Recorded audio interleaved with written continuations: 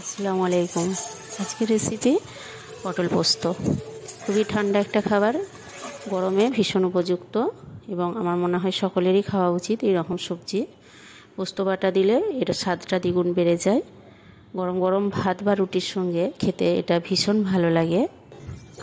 এখানে আমি পোস্ত কাঁচা লঙ্কা মিহি করে পেস্ট করে নিয়েছি মিক্সচার মেশিনে।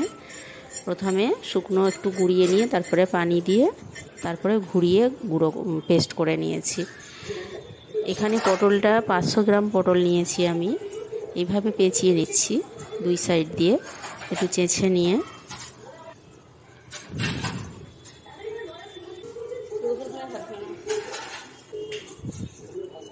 এইভাবে সব পটলগুলো আমি ভালোভাবে চেঁচে নিলাম, নিয়ে এইভাবে পেঁচিয়ে নিলাম যাতে করে ভেতর পর্যন্ত পটলটা সেদ্ধ হয় বা স্বাদযুক্ত হয়। এখানে আমি পটলগুলো ধুয়ে পরিষ্কার করে নিয়ে একটু নুন মাখিয়ে রাখলাম। আপনারা চাইলে এতে এই সময় একটু নুন হলুদও মাখিয়ে নিতে পারেন। আমি এখানে হলুদ দিইনি। আর এখানে সর্ষের তেল গরম করে পটলগুলো ভাজবো, তবে এখানে লো ফ্লেমে রেখে ঢাকা দিয়ে 14-15 মিনিট ধরে পটলটাকে ভেজে 80% মতো কুক করে নেব। ভাজাতেই 80% পটলটা সেদ্ধ হয়ে যাবে এবং ভাজাটাও ভালোভাবে হয়ে যাবে। হয়ে গেলে পটলগুলো তুলে নেব। যে তেলটা থাকবে ওই তেলেই পটলটা রান্না করব। অবশ্যই সর্ষের তেল দেবেন, সর্ষের তেলের রান্নাটা ভালো হবে।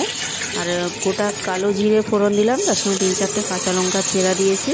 আর এখানে যে পোস্ত কাঁচা লঙ্কাটা বেটে রেখেছিলাম 3 চামচ পরিমাণ নিয়েছি, নিয়ে অল্প একটু পানি দিয়ে এটা দিয়ে দিলাম, দিয়ে এটা কষিয়ে নেব। তার আগে আমি এখানে হাফ চামচ করে জিরে গুঁড়ো দিচ্ছি, ধনে গুঁড়ো দিয়েছি, সামান্য গোলমরিচ গুঁড়ো দিয়েছি। আপনারা চাইলে এখানে একটু লঙ্কা গুঁড়ো দিতে পারেন। এখানে আমি কোনো হলুদ গুঁড়ো বা লঙ্কা গুঁড়ো ব্যবহার করিনি। দিয়ে মশলাটা কষিয়ে নিয়ে আমি পটলগুলো দিয়ে দিলাম, দিয়ে ঢাকা দিয়ে হাই ফ্লেমে 5-7 মিনিট হতে দেব। তারপরে একটু শুকনো শুকনো হয়ে গেলে ভালোভাবে কষিয়ে নিয়ে আবার ঢাকা দিয়ে লো ফ্লেমে 5 মিনিট রেখে নামিয়ে নিলেই হয়ে যাবে পটল পোস্ত খুব সুন্দরভাবে। যেহেতু এটা ভাজাতে অনেকটাই সেদ্ধ হয়েছিল, তাই পোস্ত বাটার সঙ্গে পটলটা আর খুব বেশিক্ষণ রান্না করতে লাগবে না। মোটের ওপরে আধ ঘন্টার উপরে এই রান্নাটা খুব ভালোভাবে হয়ে যাবে। আশা করছি বুঝতে পেরেছি।